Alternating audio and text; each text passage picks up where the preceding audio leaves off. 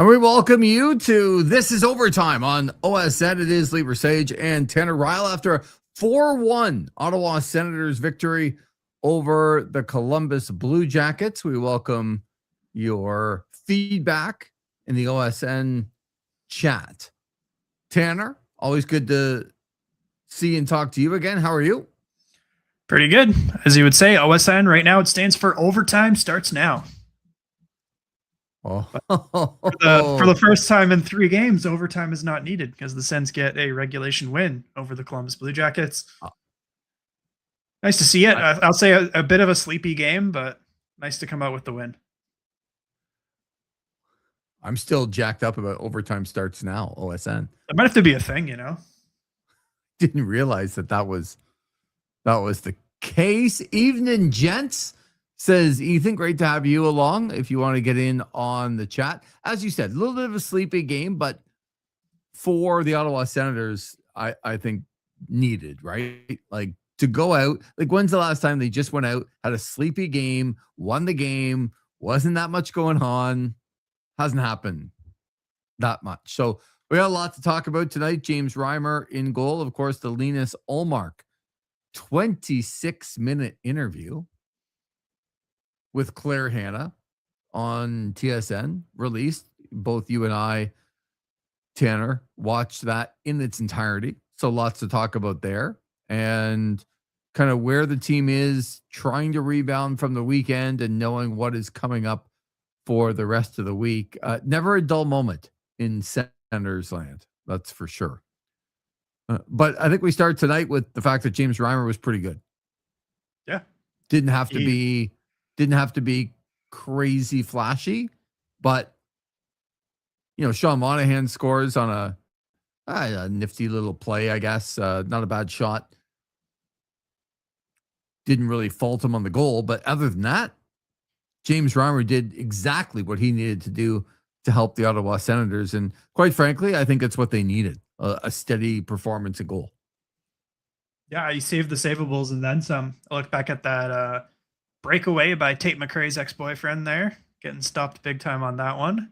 Cole Sillinger. Wow. See, you're feisty tonight. I like it. Yeah, caught me on a good night, I guess. But I think he got challenged a few times. I mean, the goalies over the last couple of weeks have certainly let in some softer ones. Mm-hmm. But he saved the savables and then some. And I think if you're the Sens, you take that right now. It's just nice to have a calming presence in the net. You could tell the team felt a little bit more confident in front of him. Yeah. Aside from Reimer, I really like the penalty kill tonight, stopping 19 shots total, going 3 for 3. Because those are the 2 biggest struggles that we've been talking about since we launched this podcast a couple of weeks ago.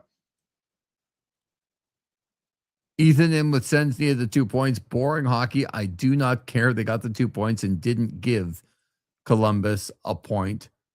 Yeah, not worried about what Columbus is doing, but the issue of giving other teams points that they're playing, like the Montreals, like the Detroits of the world. 100%. Nice that Ben is in. This post game is creatively bankrupt. That's not nice because we've just gotten going, Ben. I think that's a fair comment at the end, but clearly Ben is listening to This Is Wrestling. It must be. Which is good because I think Zach McGibbon said creatively bankrupt like 19 million times when it came to TNA and the WWE and the last This Is Wrestling show. So good that people are listening to all forms here on OSN. Reimer, such a breath of fresh air. Maybe Ethan's talking about Junior Benito and McCray Martin. I don't know. I doubt it. I don't even think he knows who that is, to be honest. I know, but he did put fresh air capitalized, which is the name of the team in C4. So I appreciate that. For the first time in a long time, wasn't worried about a soft goal. Made some big saves too. So refreshing to see someone calm and big in net. And for you, Ethan, for me, for you, Tanner, imagine what the players are thinking. Imagine what they're thinking going into a game and they're like, hey, our goalie looks like he might stop the regular shots tonight. And just even the confidence that would give. It looked like it tonight, did it not? Absolutely. I think it puts less pressure on the team thinking that Allmark needs to come back like right now. Because going into this week, I was like, the sooner they can get Allmark in there to hopefully stabilize things, the better. Yeah. Now I feel a little less urgent. Like if Rammer has to play against Nashville, I don't think that's the end of the world. Julian is in discipline, still an issue for the Ottawa Senators, though. See, this is what I like, Julian. I need someone to bring it back down to reality. I feel like I'm that guy. Right. Julian's one of my good buddies there. But yeah. I think discipline, I think it was noticeably worse in the Detroit game than it was tonight. But maybe a couple calls you would like back. I think the refs did also blow a few that not Which many ones? people agreed with. I don't know if Ridley Gregg deserved that roughing, personally. With the why not? When him and Olivier got into it. What did he do? He got slashed and he got cross-checked. With a smirk on his face. Like Brady got more physical with Olivier than he did. He threw I get it. The refs are sending a message, but Olivier did a lot more there than Greg did. I agree with Julian that between last game, this game, like Ridley Gregg's always going to play on the edge. You just have to know where that edge is. Yeah, Ben coming in here with a whale of a game from Greg. We should trade him. See, not a strong start from Ben on this show. From creatively bankrupt to we should trade Ridley Gregg. Ridley Gregg's not going anywhere, I don't think. I think he's referencing last week when we were talking about the untradables on this team, and yeah, we're saying things about Ridley Gregg. But well, no, but if you really want to get down to if they can get something in return, this is like I've dealt with this for a long time. I don't understand it from people. It's like we want to make our team better and we want to target somebody, but we're not going to give up. Like as one of the worst teams in the league, we're not going to give up Brady or Tim or Shane Pinto or Ridley Gregg or Jake Sanderson. So maybe we can deal Amadio. Maybe we can deal David Perron. Like, come on. So you have to have somebody. And you mean Tyler Boucher in a second won't get it done, Lee? It seems to be the trade-off for us. I guess that was more a couple seasons ago. But I'm glad that you bring up Tyler Boucher because sometimes I literally forget that he exists. Hey, he had a nice goal the other night, and he just set a career high in points in the AHL. Not that it was a very high bar, but nice to see him staying healthy a little bit. Anyways, I do want to go back to Greg because I think he had a nice game tonight. Yeah, you look at his numbers tonight. And I don't want to take away from, like, he had a goal and an assist. The goal was nice.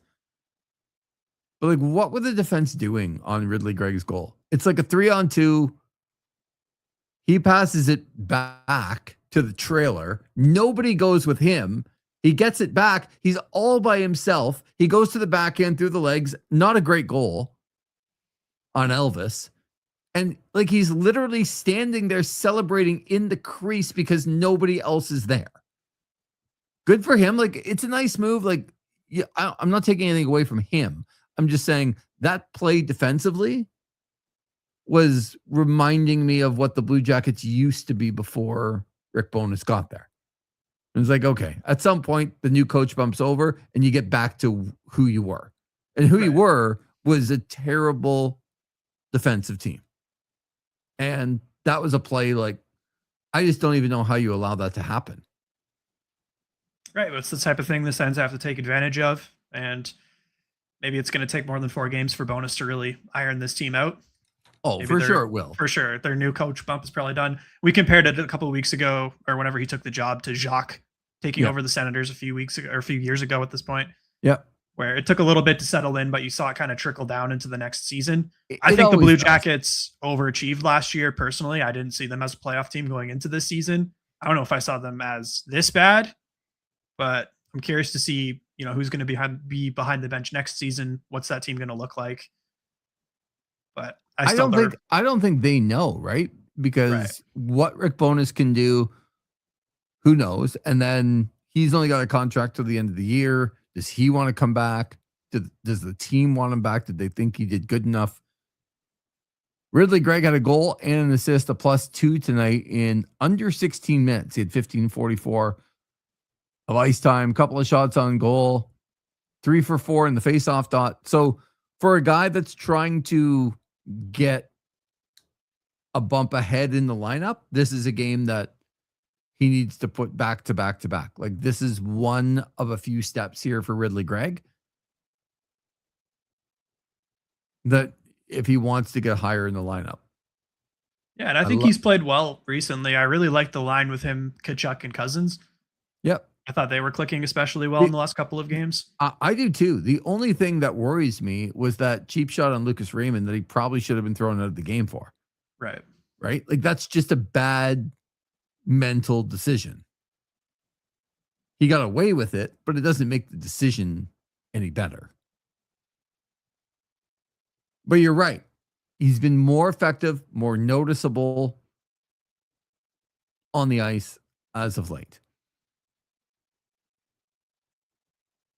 Ethan didn't like the Zebras tonight. That's the referees to you, Ethan.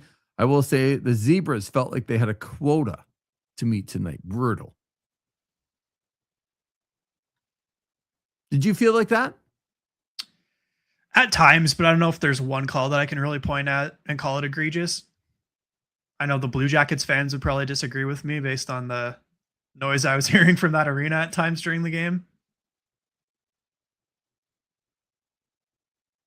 I don't know if I felt like that. There's a couple of iffy calls, but I don't know that I would say like they had a terrible game tonight. I wouldn't go that far either. How many games do you watch that you're like, okay, they were terrible? There are some. I didn't feel like that tonight. Yeah, I mean, the penalties, I believe, they were even 4-4 for both teams. Yeah.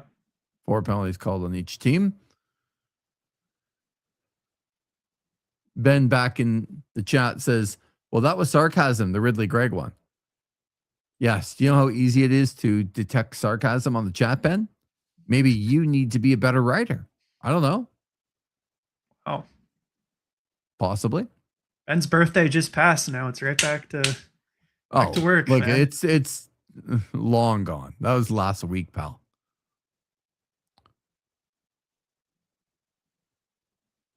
Ethan with calling the WWE creatively bankrupt is a creatively bankrupt take.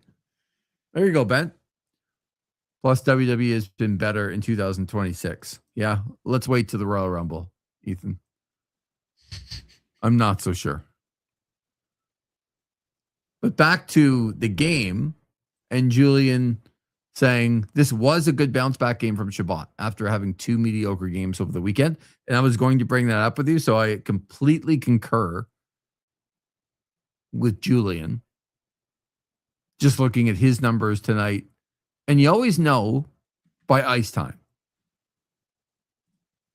Because that's the one metric that the coach has. Like, if a player is going well, I'm going to play him more. And Thomas Chabot played over 22 minutes tonight. Had 2 assists, was a +1. Couple of shots on goal, five towards the net. Only 2 got to the net, but at least he was attempting, which to me is his biggest flaw. The reason why Thomas Chabot is ineffective in that kind of top role and on the power play is because he is not a threat to shoot the puck. He simply does not do it, and teams know it. So the fact that he even fired 5 towards the net tonight, blocked a couple as well,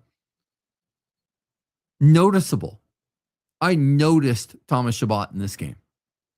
I think you're noticing him for the right reasons. We talked about a couple of games last week where we were noticing him for all of the wrong reasons.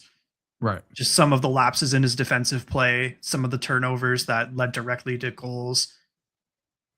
It was one of the games last week, I want to say the Montreal one, where I really noticed him for all the wrong reasons. And tonight it was for the right reasons, whether they weren't big goals or anything, but still contributing to the offensive game of this team and not blowing it on the back end. So I'm going to put this one up. Ethan says, my overtime heroes tonight are Stutzler, Gregg, and Reimer. First of all, my overtime heroes. Like, this is overtime? Is that what he's referring to? I think so. Okay. Well, if he's referring to this is overtime, then call it, Ethan, this is overtime. I don't even know what overtime heroes are in a 4-1 victory. I don't want to confuse things, but let's get it straight. We need to get the name straight. Disappointing players were Kachuk, Perrault, and Batherson. Felt like they were not super engaged. I guess How we'll do you start feel with about the positives there. Yeah. That Stutzle goal was again a thing of beauty. Really liked his goal against the Habs the other night, of course, the between the legs, but this one. You think tonight's goal was close to that one? In a way, I mean, they're very different goals. Like the between the legs was all about his hands, where this one was foot speed and getting away from a defender and then picking a corner. I don't think this one is going to make the same sort of highlight reels that the between the legs one will, but I still think it was a very nice goal. Probably the most impressive one on the night. Although Tyler Clevin gave him a little bit of competition. I wasn't expecting a goal from 43 there. TK. First in 61 games. That's kind of nice. A lot of contributions from the back end the last couple of games. Sanderson, Shabbat, Zub, Jensen, everybody scoring. Spence scored a couple of games tonight. ago. Yeah. You need that to win hockey games. Can we call him TK? I think we can, yeah. Okay. That's what I call I can't think of any other TKs that we would be talking about. You know? Well, Travis Konechny. I thought of another one in a different sport, but yeah, Tony Khan. I know. They did call Travis Konechny TK like through the 67s and up to the Flyers, but there's a new TK in town. I don't mind it.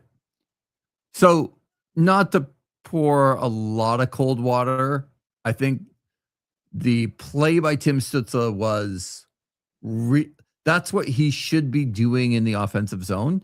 So, like right up until he shot the puck, I love it. Like I love it. It's a bad goal. I'm sorry. He had no other options. He put it between the legs of Merzlikins. I have no idea what Elvis was doing. If he just stood there, he would have saved it. Like, so the point being for Tim Stützle that he was energized. He was a lot like everyone kind of gravitated towards him. He had the focus of everybody. And whether he shot or whether he passed at that point, he was generating the offense from his speed and going towards the net. And that was incredible. Yeah, and even if it wasn't the best shot, I'm okay with him just putting it on net because I think that's been one of the biggest digs at his game over the last couple of years. 100%. And he's been noticeably shooting a lot more. So. Yeah, that is right.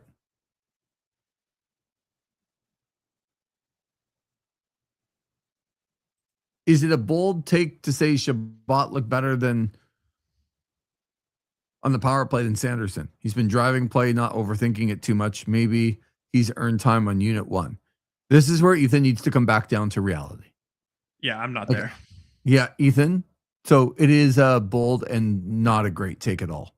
Thomas Shabbat gets paid $8 million to even try and do something on the power play on unit 2. He is not going to earn time on unit 1. He doesn't shoot the puck. We're giving him credit for shooting the puck tonight. He doesn't do that all the time. Slow your roll, Ethan. Slow your roll. Okay. What did you think of the Linus Ullmark 26-minute interview with Claire Hanna? And you know what? I'll first ask you, I thought the senior vice president of communications of the Ottawa Senators, Ian Mendez, wrote on the Senators' website on Monday about the thought process of how they were going to roll that out.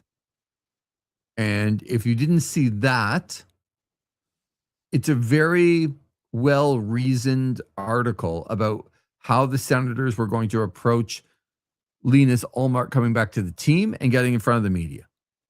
And while I don't necessarily 100% agree with the way the Senators did it, to be able to understand the thought process of the team through the lens of Ian being fairly transparent about what they were thinking and how they were thinking about it, and ultimately what they decided to do. I really like that approach. And I really like the fact that he basically spelled out everything that the organization was thinking and how they were going to do this. Again, I don't 100% agree with exactly how they did it, but I loved hearing about the honesty about how they were going to do it. So, did you happen to see Ian's article on like the Monday Musings or whatever it was? I did. I actually look forward to reading that every week from Ian. I think it's always put together really well, and it's cool to have that eye into the franchise. It's not really something you would see from other teams, to my Agreed. knowledge. Yeah. Yep. I do enjoy that quite a bit. I think we can all confidently say that just comms from this team has turned around complete 180 since Ian got that job.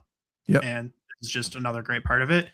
So yeah, I did read that, and like you, maybe I don't necessarily 100% agree with the way it was rolled out, but it was nice to get the explanation of this is what was working best for Linus and how the team wanted to do it and why. I think the biggest thing would be for me, if you say you don't like it, okay, why don't you like it?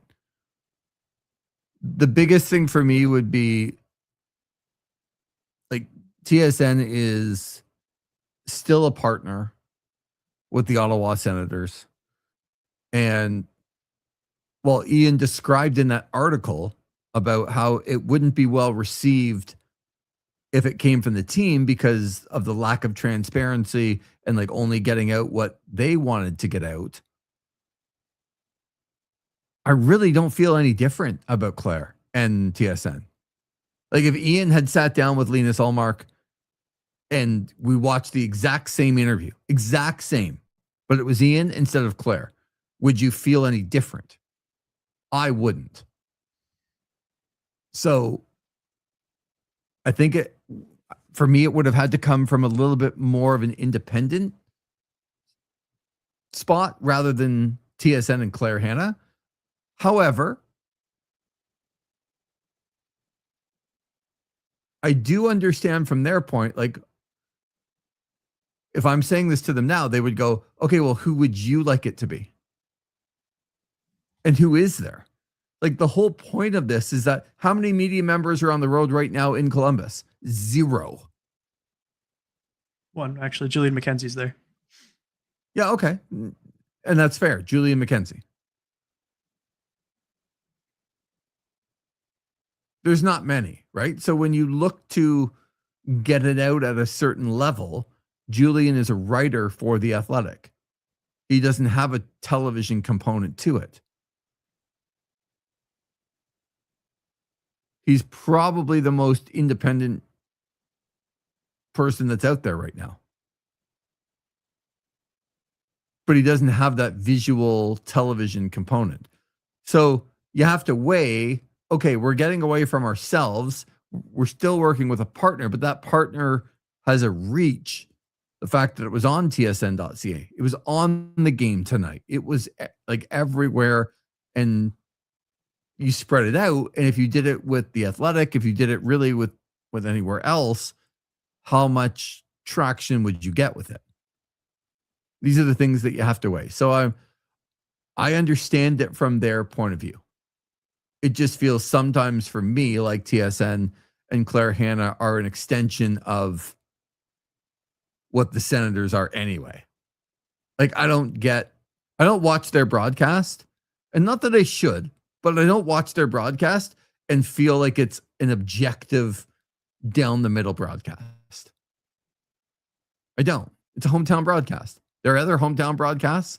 I get it. It just doesn't come across like if your goal as an organization was to get away from the transparency that you were conducting your own interview, I don't think you got that far away from it with TSN and Claire Hanna. That's all. What did you think of what Linus Ullmark had to say? I think Just to your point, I think it was the best option they probably had at this point for distributing it. I think my only problem, like, you're raising a lot of points here. I didn't really see them from my point of view, but I know that I have a different viewpoint on it as a younger member who consumes things. My biggest problem was the way that it was distributed by TSN, because before that interview was posted, it was about 2-3 hours early. They decided to post a 45-second clip online on their Twitter Right. account, teasing it coming later. And just scrolling through the comments on that post brought out some of the worst of hockey social media. I think we all knew it was going to be bad no matter what, Right. but I don't think that was the right thing to do. Why are you going to tease releasing this interview and drag it out Mm-hmm. when we're just given the context of it, especially? Like, why is Not this something that should be teased, is what you're saying. Yeah, not something that should be teased. Just drop the interview. Like, let it go. Okay. So that bothered me more. I think that's fair. Yeah. But regarding the interview itself, I found it. I mean, he spoke from the heart. You saw him tearing up at the one point. I think it hit the feelings for me, just seeing a professional athlete open up in this way.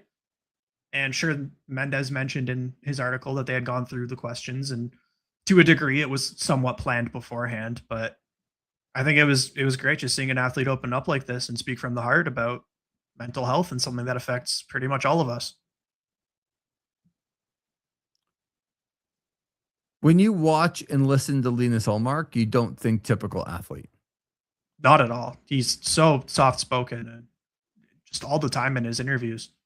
Sometimes I think to a fault, and maybe he could simplify things a little bit, but not in this case, obviously.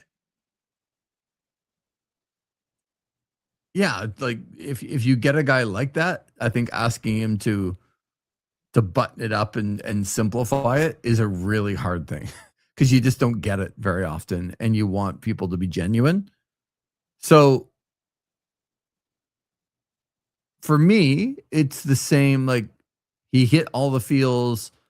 I think if you didn't somewhat relate to Linus Ullmark in this interview, I think he got a lot of, I think a lot of people could relate to him.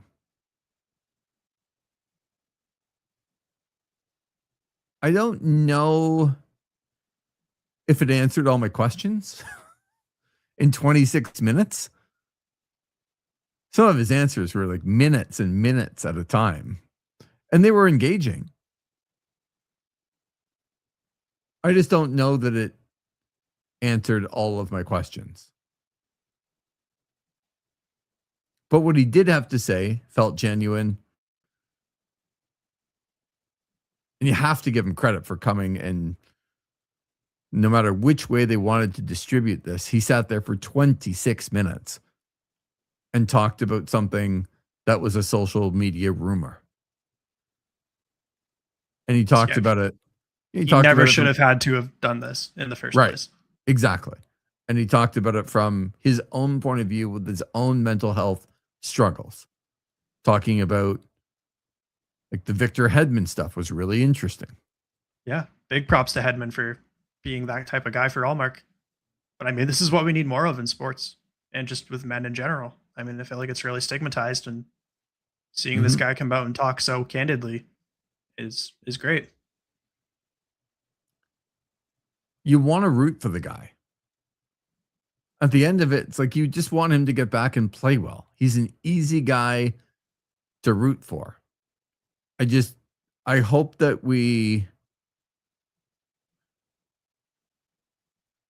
I guess just as a casual viewer, you hope that there isn't more to the story that they're not telling. And I think I've learned over a long period of time that there's always more. Doesn't mean that portion is always salacious and always you have to come out and like tell everybody everything. It's not always like that. But I still watch this 26-minute interview going, there's more here.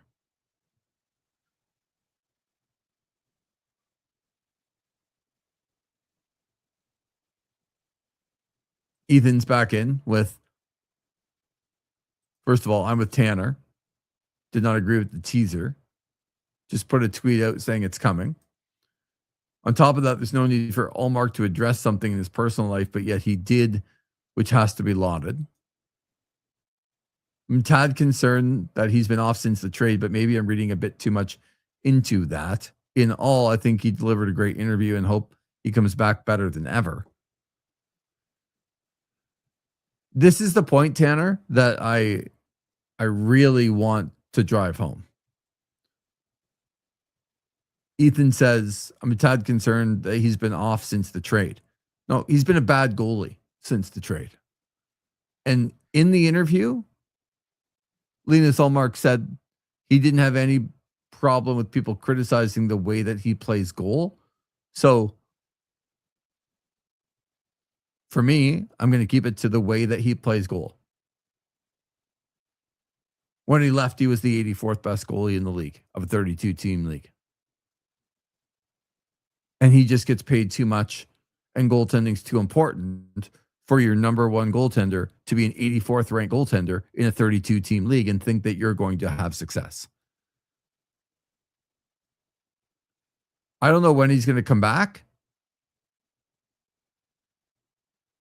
but it's really hard for me to believe that he's been struggling since the trade. He's been struggling since he's been in Ottawa. It festered again at Christmas, but 3 weeks later is okay. I just don't know if that's possible. I don't know either. And he said it stemmed a lot from the trade, but I don't remember him being this shaky at all last season, especially down the stretch. I think he played some really good hockey. But I do go back to training camp this year. I remember an interview he did, one of his first scrums of the year, talking about how he wasn't feeling great and that he hoped next year he didn't come into the season like this. I feel like maybe this has been brewing all season, not to speculate, but I wonder if that's the case. You can speculate on his words and his play on the ice and his words after the game, right? And you're right. Early, you pointed that out, that's what he was saying in training camp. And it never got better. I think sometimes people talk about Linus Ullmark, like back in October and November, he was awesome. And then all of a sudden something happened and his play fell off a cliff because mentally he just wasn't the same person. That's not true. From the beginning of this year, Linus Ullmark has not been good. And that's the part that, like, I would love for him to come back and play well. And people say, I hope he can get back to like the way that he was. Well, back to the way that he was like in Boston, or as you said, at the end of last year. It wasn't anywhere in the 2025-2026 season. So I'm here for it. But what would make anybody listening right now think that Linus Ullmark is going to come back and be great? He's been away for a couple of weeks. He had to come back and deal with this statement that the Ottawa Senators released, and he was nervous about seeing his teammates. Like, what is it that makes you think that this is suddenly in the past and he's going to be okay? It's being optimistic. I think you have to hope that during this time off, he's cleared up whatever's going on. He's found himself a little bit again, some extra time working with his coaches. I know in the interview, he spoke a lot about the coach from Sweden that he brought over, who helped him a lot when his dad passed and during his younger days when he almost quit hockey all outright. So you have to hope his head's in a better place. He's got some practice time. He's been in Ottawa now for a couple of weeks, just rejoining the team now, facing some NHL shots. You have to hope that at minimum he can get to league average. And I don't think we're ever going to see peak Linus Ullmark, Vezina Trophy caliber goaltender in Ottawa, because I think he was playing behind a very good Boston Bruins team. But if he could get anywhere close to last season, that would be a miracle. But I think what you're hoping for is just 900, 905 save percentage, somewhere in that range. And that would be an outstanding success, I think, for this team. Ethan says, I think a big difference is that he has more resources available to him, took time to get a foundation of support, and now has better continuous support around him. So that's hard to disagree with, that he took some time away and probably has a little bit better of a foundation around him, but I think he always had the resources, and I just don't think things like this clear up in a couple of weeks. They just don't. It's hard for us to know.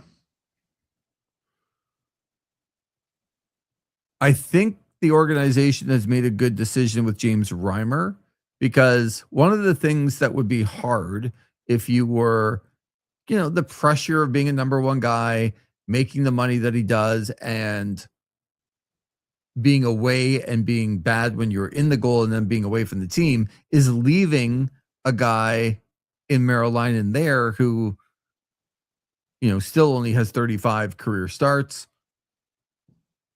and isn't up to the task of handling what was in front of him. James Reimer is. Like, whether James Reimer plays well or not, he's okay with what's happening. And if Ullmark doesn't play well, or he misses a couple of games, like, the team's in better hands with James Reimer than they were with Levi Merrill.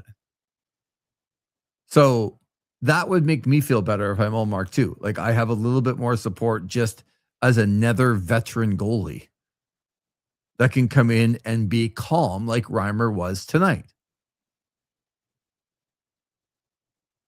Obviously, it's also the best solution for Merrill, because what's it doing for his development as a 23-year-old goaltender, getting put out there and shelled 10 games in a row?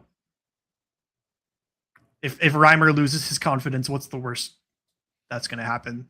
Well, you're right. Imagine being Merrill and you're bad, but guys like Sanderson and Stutzler are literally calling you out in the media. How do you think his confidence is going to be? Not very high. Not that those guys were wrong in doing so. They were frustrated. They weren't lying, but Merrill confidence, from that alone, they're the best players on the pro team, are calling me out for being bad.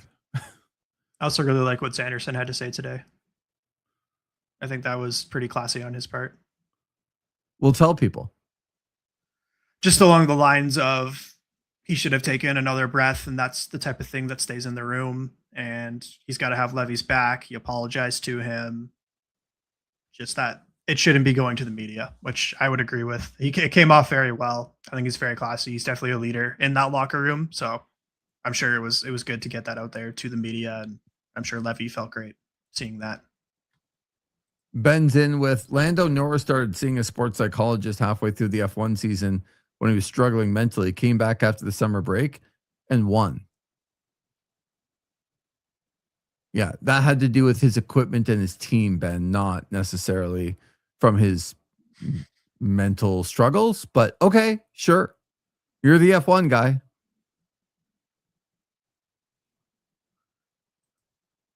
Did Stützle call him out? I didn't think he did. Yeah, no, it was less direct. It was way less direct. Yeah, it was less direct than Sanderson, but he did. And he wasn't wrong. Maybe it's not about fixing the issues, but managing the issues better. Maybe he had the support available, but now he's using it. I think that signals he can be more steady and play better consistently. Says Ethan. Well, I hope so. But I do too. It's all we can do is speculate on that. Yeah, you're only cheering for the human at that point. I don't know what he's going to be able to do in goal, but you're cheering for the human being.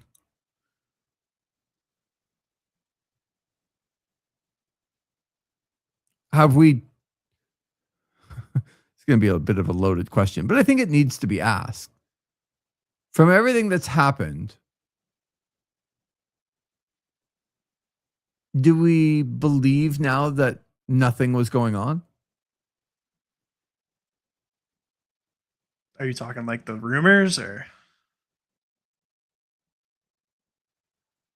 I'm not talking about the specific rumor. I'm talking about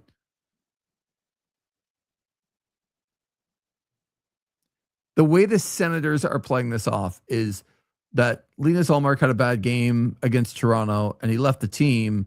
And as soon as he left the team, there were vicious rumors circulated online that weren't true.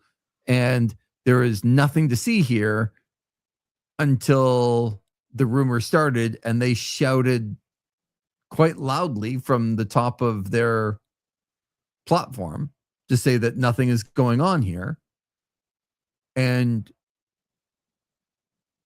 here's Linus Ullmark talking 26 minutes long in a restaurant with Claire Hanna about nothing going on.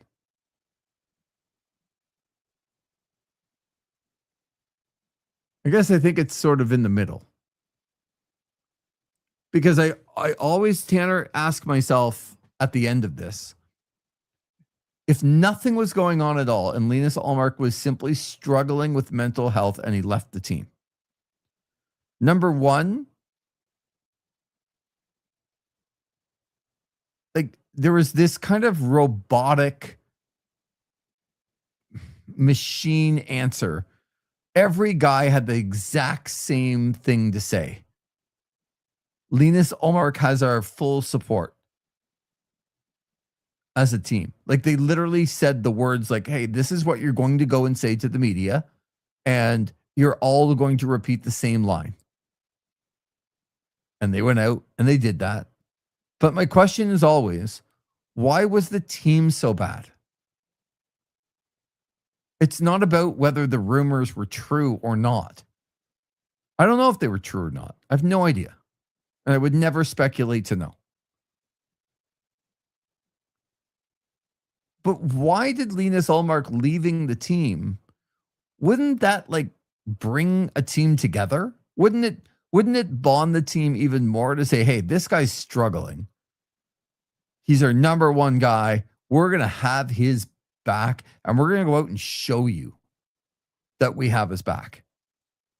And it didn't look anything like it. I know they got bad goaltending. I understand that. They didn't get a lot of saves. In fact, they didn't get any saves. But they looked completely distracted, distorted. They didn't look anything like a real hockey team for weeks. I mean, yeah. How come? Ullmark left the 27th, and when the rumors I saw them really pick up was on the 8th, a few hours before they put that statement out. And yeah, you're right. In that time, you obviously had the Colorado game where they got shelled, but look at a game like on the 7th against Utah. I remember talking after that game, just feeling the team was disengaged. And yeah, you mentioned they weren't getting any saves, but I think some of the skaters were just floating at times. So you do have to wonder maybe if something did happen behind the scenes, but I highly doubt it's something we're ever going to get answered. Well, I know that, but I think you have to ask the question. So Right. As Linus Ullmark said in the interview, that Ian Mendez said that the rumor started the next day after the Toronto game. So December 28th, to be specific.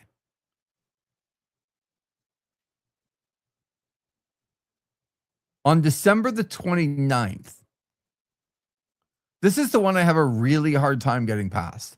And maybe it's just me. And if you want to tell me it's just me, okay. So on December 29th, two days after they got embarrassed by the Leafs in Toronto, national game, first game after Christmas, they came home and played this very same Columbus Blue Jackets team. That was the game that there was a snowstorm. Columbus couldn't leave. They had plane problems, and they got to the rink, never went to a hotel, flew in and got to the rink at 4:40 in the afternoon for a 7:00 game. They had to move it back to 7:30. Yeah. And they were on a back-to-back playing the same goaltender without Werganski and without Monahan, I believe, in that game, who we saw tonight. Yeah, that's correct. And while Ottawa was waiting at home, and just to make sure that people understand, they got blown out by the Leafs on national television. So you would expect a response, right? Right. In that game, they lost 4-1. They looked listless. And you look at all the guys that should have done something. Brady Tkachuk had 1 hit in that game. 2 shots on goal. The whole team had 20 shots on goal. 20 at home against a team that's the worst team in the Eastern Conference, who played the night before and got in at 4:42 in the afternoon while you got embarrassed on national television. So if Linus Ullmark is telling the truth that something happened, like, let's just say like that were you, Tanner, or me, or like part of the OSN team, and you had a bad outing and you left and you're like, I need some help. And sorry, guys, I don't want to bail on the team, but I need some help. Wouldn't the rest of the team be even more like, we're going to bond together for Tanner? We're going to bond together for Lee. We're going to get this done in the absence. And then they had every reason.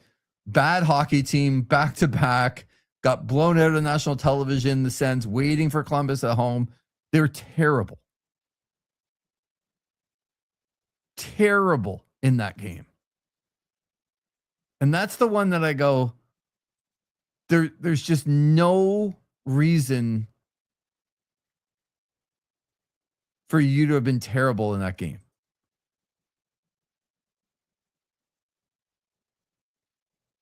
And then they lost. I know they won after that, but they ended up losing 4 in a row after the Winnipeg game. Yeah, they beat Washington by 1 goal, and then I know we're not in a position to look down on teams, but Winnipeg's started a 10-game losing streak for them. That still continued. Yeah, and they started a losing streak on that night that continued to the next time that they played the Senators, and I think they've only recently just gotten over that. And then you've got wins against the Canucks and Rangers recently, but a whole lot of other losses in there. Like you mentioned, the 4-game losing streak. You got Detroit 5-3, Utah 3-1, Colorado 8-2 the day that the whole thing comes out. Yeah. The Panthers 3-2 on the weekend. Again, that should have been another bonding moment. That game, they got blown out in Colorado. The statement, the fiery statement, Brady Tkachuk swearing at the media. This is bleeping bullshit. Like, came out, laid an egg against Florida, who didn't have Tkachuk and didn't have Marchand and didn't have Barkov, and like. So my question is always, why was the team so bad? And Ethan's bringing up a point here.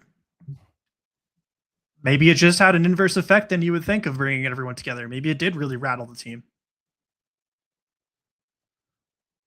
That's a valid question, but I think what you're saying is also valid, that maybe something happened and we're never going to know. Because when you do look at those games, it would indicate that. So, Ethan, look, you're entitled to your opinion, and you're right. It could have happened. But if I'm a player on the team, I'm bonding together for that guy.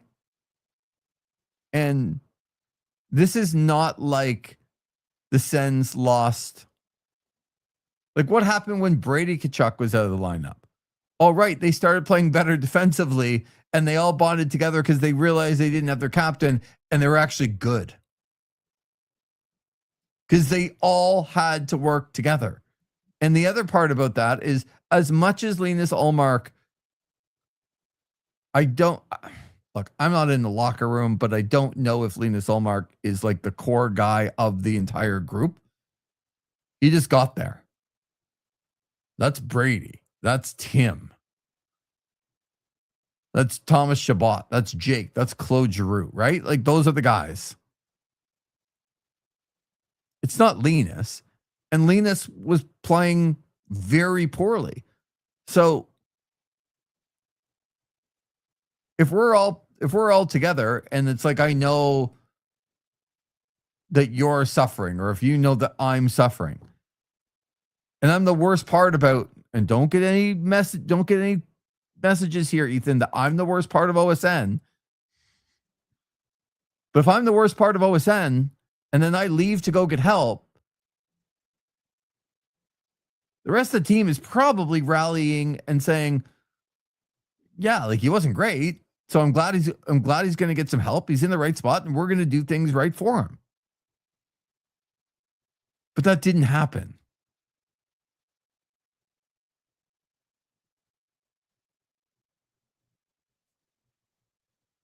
And just makes me think got a good point here as well. Saying I'm of the opinion these are professionals and as such should have been able to keep the personal lives out of their work lives. While they may have been rattled, there was no excuse to come out that flat. And that's where I would agree. No matter what happened after that, after Allmark took his leave, the team was bad. Right. And it wasn't just they were playing bad. It was the effort. It was the facial expressions. Yep. It was the engagement level. It just Body wasn't language. There. Yep. Everything.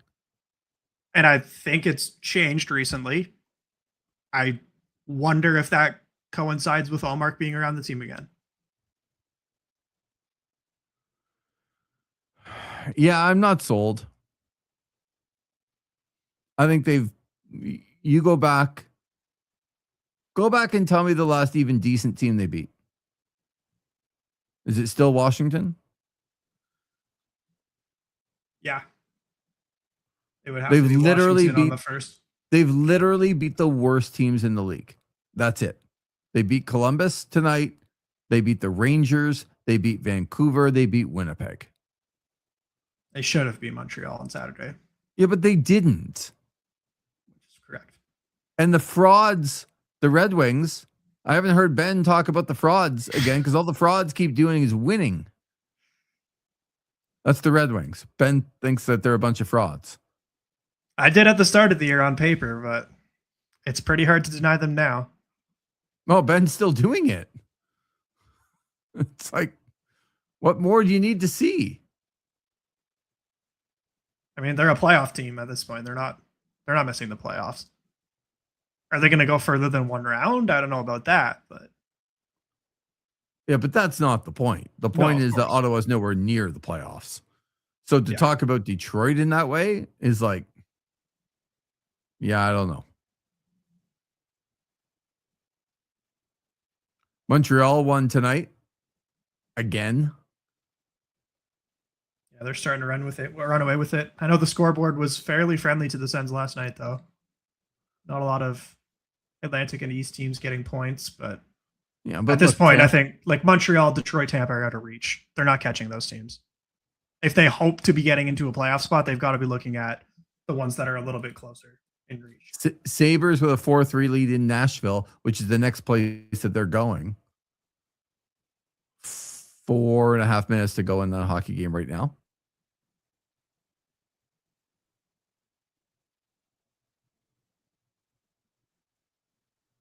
Just seems like every night. I mean, I know last night helped a bit, but every night teams are getting points. Crazy. I can't believe the East this year. Like, I can't see it being like this next season. No, but they're not in it. Like next season is next season, right? Like, I know it's just it's crazy. Like,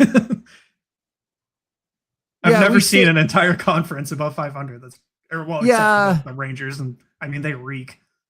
But I know, but I also think I look at the Sens record and go 23, 19, and 7 is really 23 and 25 to me. Yeah. Like I know there's loser points and everyone gets loser points, and it's what's ruining the National Hockey League, in my opinion. The Sens have 7, by the way. 7 loser points already this year. Yeah. Would you like a 3-2-1 system in the NHL? At least.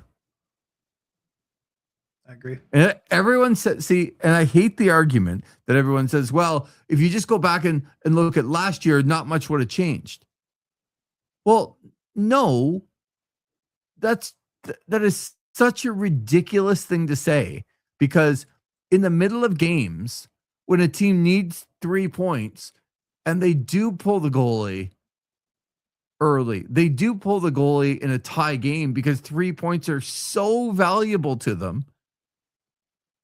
You can't just base it off of the strategy of what's in front of the teams now. You have to base it off the strategy that the 3 points are available and what teams are going to do to go and get those 3 points.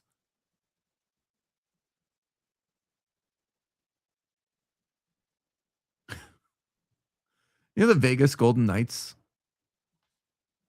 have 12 and the Kings have 13 loser points. That's crazy. Like the Vegas Golden Knights in first place in the Pacific Division are 24, 12, and 12. They have one more win than the Ottawa Senators. Right. And the LA Kings, it's like they're 19, 16, and 13. That's crazy. Oh my God. It's think insane. they're gonna slay the dragon this year? Gary Bettman and the NHL love this. I hate it. Yeah, it's so bad. I mean, they're below the playoff line at this point as well. San Jose's in there. Yeah, I was going to ask you about your keeper Sherwood to the San Jose Sharks. I was surprised for sure. I didn't think San Jose was going to be the team. I thought it would have been a legitimate contender, especially with the cap that he's carrying out. That's where you got to just take a step back and go, Keith for sure would. You were surprised for Sherwood? Like, come on. It gets right there for you. Yeah. Yeah. But I don't know. You probably could have sat me down here and asked me teams, and I would have guessed 31 other teams before the San Jose Sharks. They were not top of mind. But how do you not love that if you're a Sharks fan? Yeah. Hey, I mean, this is an exciting team to watch. Macklin Celebrini's going to the Olympics. The Sharks are buying. They're in a playoff spot. And you know what? Right. I like them better than the Kraken. I might like them better than the Kings. Like, it'd be pretty cool to see them in the playoffs. I'd like to see that. Now, do I like their chances against whoever they're going to line up against in the first round? God, no. But I think it's Mike Greer, rewarding these players for playing well. Yeah. And you have to if you're going to build culture. Yeah. And I mean, he's definitely getting a raise on his next contract. I think the rumored numbers out there in the 5.5 million range, San Jose can afford that. They want to keep him, and he'd be a great guy to put beside Celebrini. Why not? Yeah. Ben's back in. Ottawa's better than the record. If they can get any respectable goaltending, they stay in it until the end unless they commit to selling off at the deadline. I think, you got 8 games after tonight until the deadline, or until the artificial deadline, which is the Olympic break. Yeah. I think that's where you're going to know what this team is. And if they are serious, I think they need to win probably 5 or 6 out of those 8 games if they want to stay in the hunt. And that's a pretty daunting task when you look at who's coming up. I mean, you got Nashville this week, but after that, Carolina, Vegas, Colorado, New Jersey's even beaten them this season. Yeah, and you got Carolina again. The Sabres have scored an empty net goal here, so 5-3. They win in Nashville, which doesn't really help Ottawa going into Nashville next. It's not like the Preds are just going to lose every single game at home because they're a bad team, right? So that doesn't help. They've picked it up too. Yeah, I mean, they're not far out of a playoffs. They're 3 points back of the Sharks for the second wild card in the West. Right, and just lost to Buffalo at home. They're looking at the Ottawa game to get right back up in it. Yeah. And then after that, as you said, it's Carolina Saturday, it's Vegas Sunday, it's Colorado Wednesday. To me, I'm going to know a lot about the Ottawa Senators on Wednesday after the game. So, like, I just don't. Like, there's 3 games. They got Carolina, I believe, again before the break. They do. I mean, you only have the Devils and the Flyers in there as well. And the Penguins is the one we're missing. Yeah, and the Penguins, who are surprising a lot of people right now. as we sit, the Penguins are third in the Metro. Who would have thought that? With Stu Skinner. Yeah, I would have had the, crazy to say now, I think I would have had the Rangers making the playoffs over the Penguins if you ask me in the preseason. Oh, for sure. And the Capitals I would have had ahead of them for, like, with the Flyers coming up too. I might have had both of the Flyers and the Capitals ahead of the Penguins. So yeah, I mean, I think a lot of people probably thought they had a shot at getting McKenna. But the point is that nice win tonight. I kind of said like last week, right, when they kind of got their footing against the Rangers in Vancouver. Well, what would it mean come the weekend? Well, what it meant come the weekend was another bad goaltending performance and losing to two more division rivals. I know you got a couple of points out of it, but I'm really gonna know where they are, because there's no pretending against. You don't just get by beating Carolina and Vegas and Colorado. If you beat them, you earn it. Yeah. And I think not only are we going to know, I think Steve Stais is going to know what this team is. Yeah. A big week for the Ottawa Senators. But again, first, they're going to have to beat Nashville like Buffalo did tonight, and to try to get into those games with any sort of momentum. But you can only win the games in front of you, and that's exactly what they did tonight. Be positively. Points in our last 5 games. We haven't lost in regulation to start. Our? Yeah, so Ethan can say that, I suppose. Yeah, I know. But I still don't love it. But Ethan's a fan. If you are happy with points in your last 5 games against Columbus, the Rangers, and Vancouver, while not being able to beat the teams that are in front of you in Montreal and Detroit and letting them get 2 points in those games, if you're happy with that, Ethan, if you think that that's positive, I don't want to take that away from you. Yeah, I mean, using the last 5 is also very much nitpicking a more favorable stat. If you look at the last 10, they're 4-4-2. Right. Not very impressive. Like,